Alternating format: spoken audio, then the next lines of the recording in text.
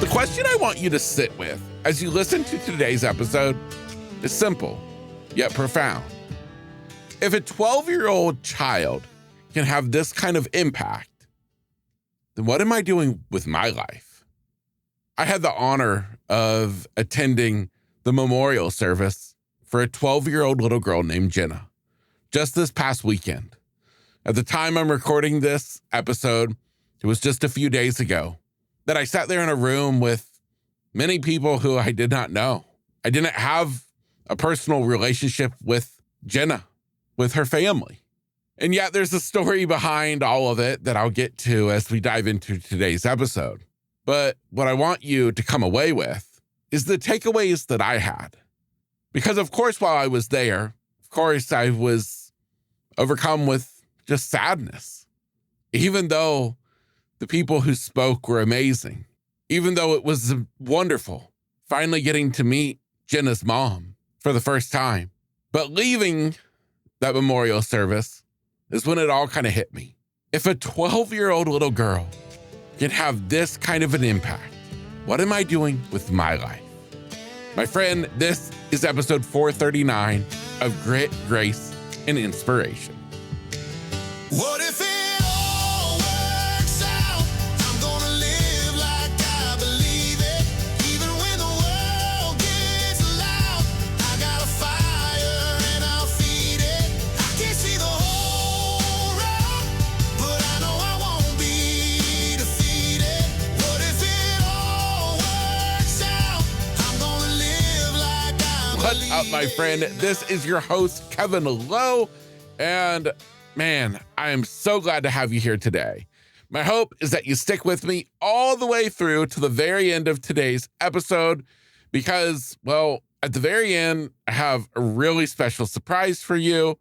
But more importantly, I have to believe that what I have to share, the takeaways that I had after attending the memorial service for this little girl named Jenna, I have to believe that they just might mean everything to you.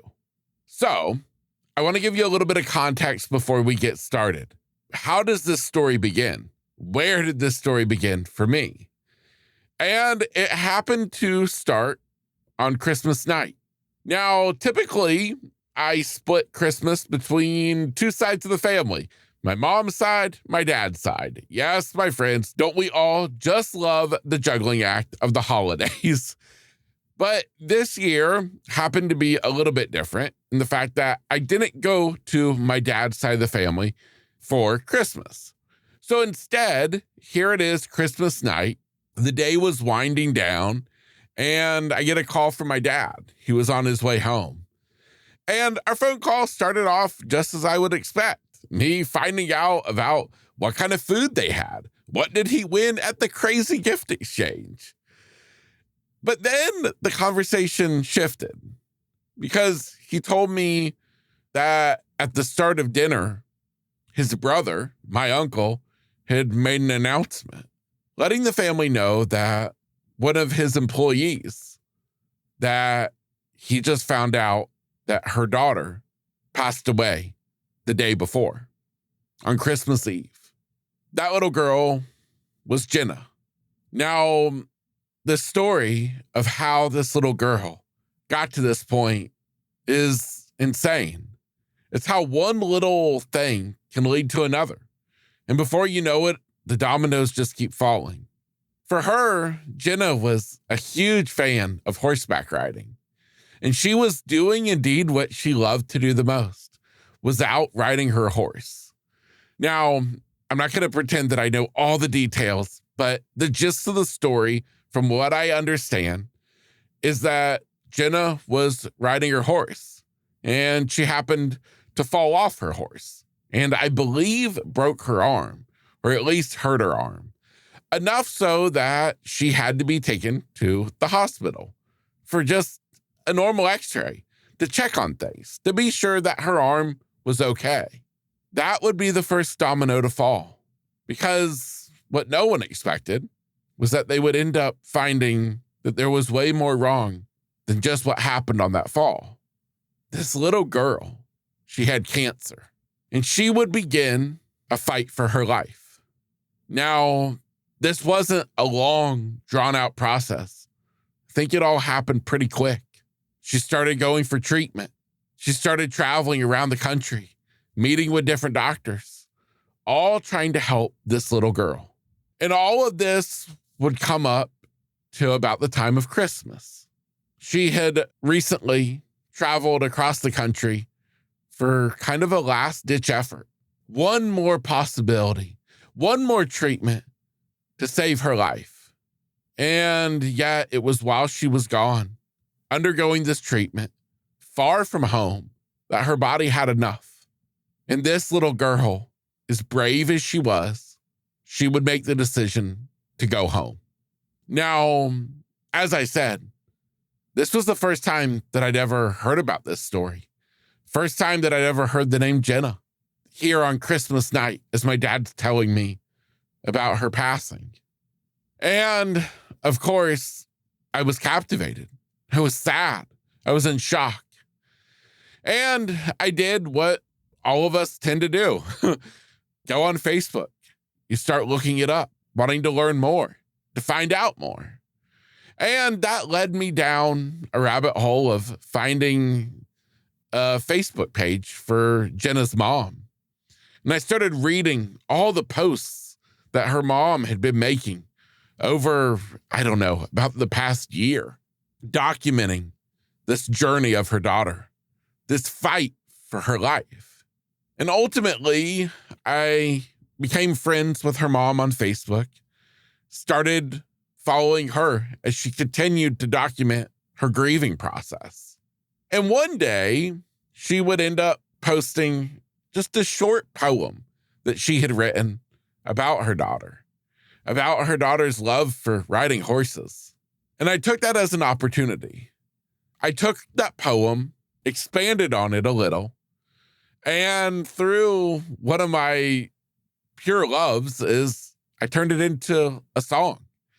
Now, I'm no musician. I've shared here on the podcast before that I create music with a combination of a love for creative writing paired with today's modern technology. And that's what I did with this poem, is I turned it into a song. The song is titled, She Rides with Horses.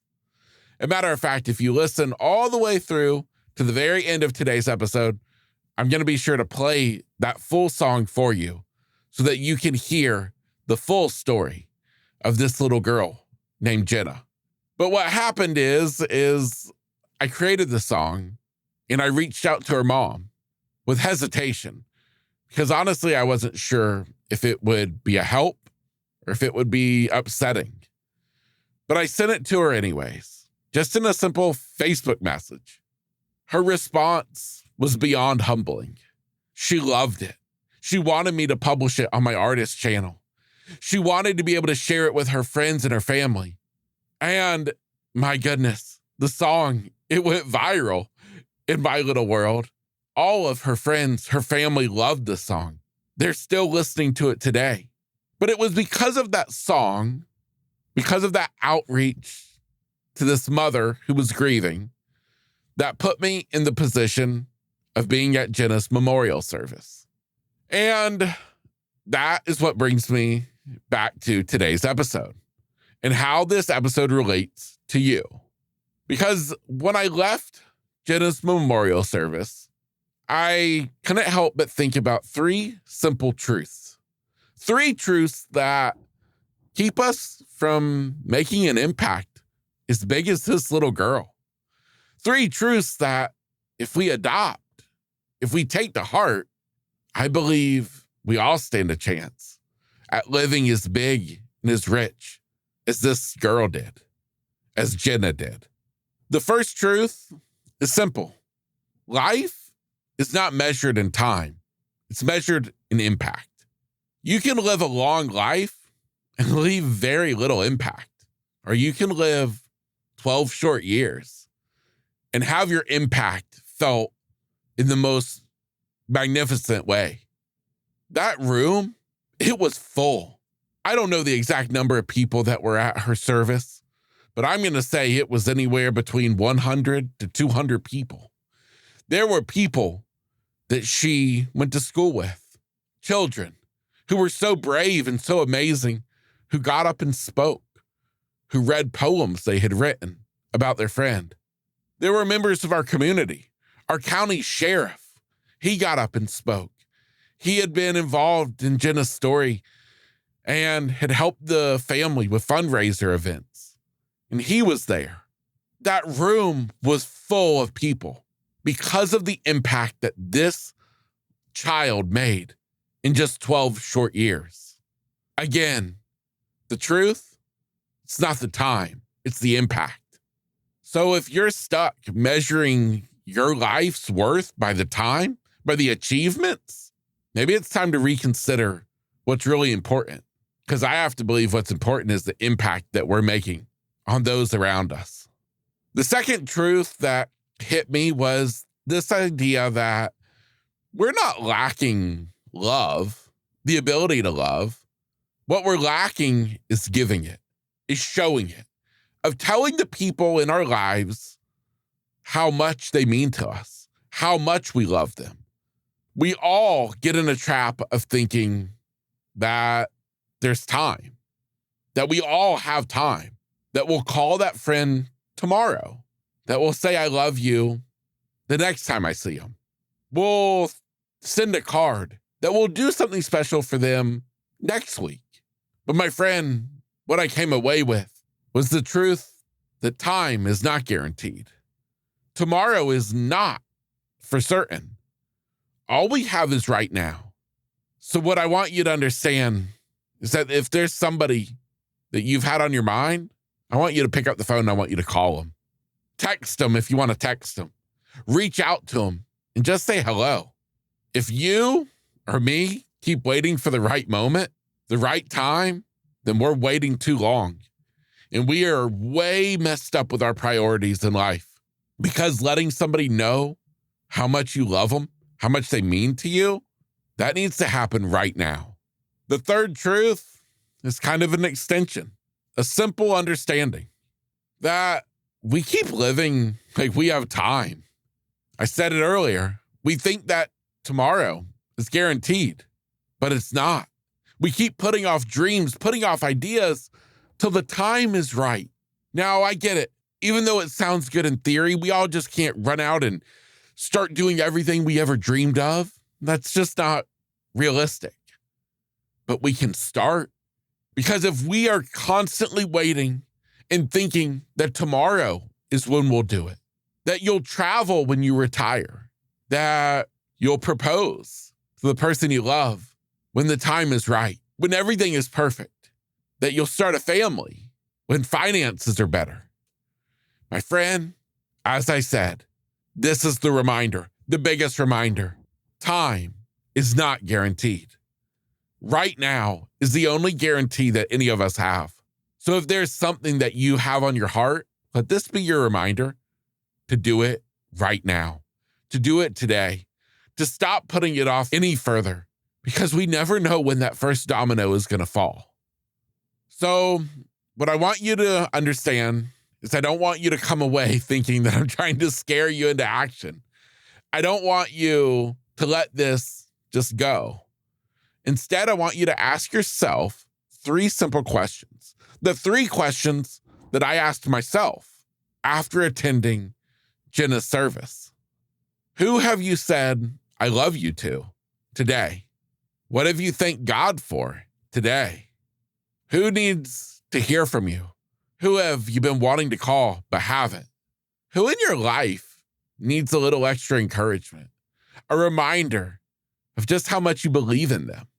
My friend, pick up the phone, open your mouth, speak the words.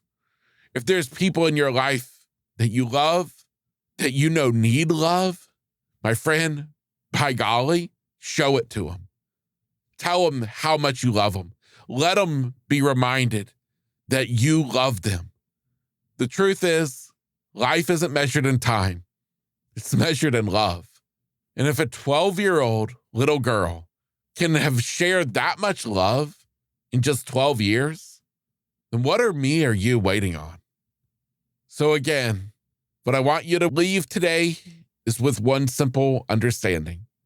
The time is not on our side, but the ability to leave an impact, to make a difference, that is what we control.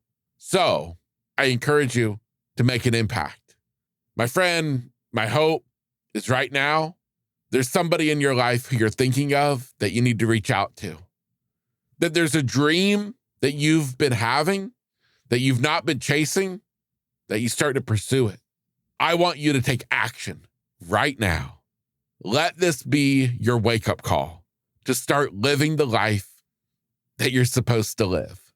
And as promised, to end today's episode, I'm going to play for you the song that I made about Jenna. She runs with horses.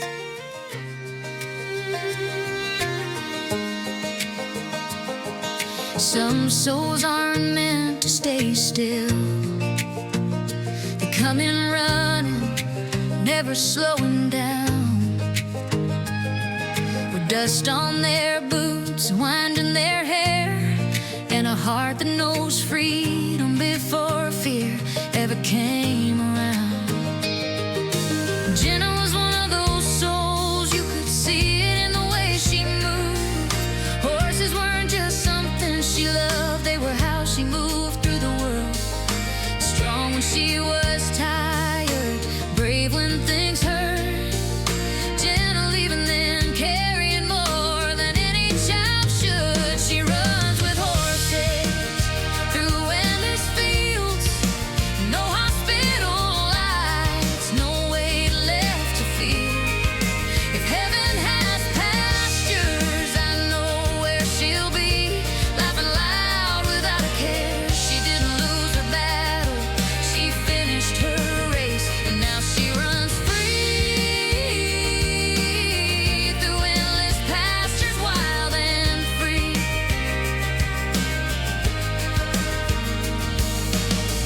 There were rooms too quiet and nights that went on too long, words no child should ever hear, and strength that came when strength was gone. But even there she stayed so gentle, never let fear take the reins. She showed us love can still be courage when the body gets tired, but the heart remains. Still thinking of others, still soft, still kind, a wild little spirit, too free to be confined. She runs with horses through endless fields, no hospital lights, no weight left to feel. If heaven has pastures, I know where she'll be, laughing loud without a care. She didn't lose her battle, she finished her race, and now she runs free through endless pastures, wild and free. To the ones who loved her most, who would have taken her pain as their own, love like that doesn't end in goodbye, it just learns how to live on. She's not gone, she's everywhere, in the quiet, in the ache, in the air, and every horse that runs full speed, in every prayer you whisper. She runs with horses through endless fields, no hospital lights, no way left to feel. If heaven has pastures, I know where she'll be, laughing loud without a care. She didn't lose her battle, she finished her race, and now she runs free through endless pastures, wild and free. She didn't lose her battle, she finished her race, and she's still running through endless pastures, wild and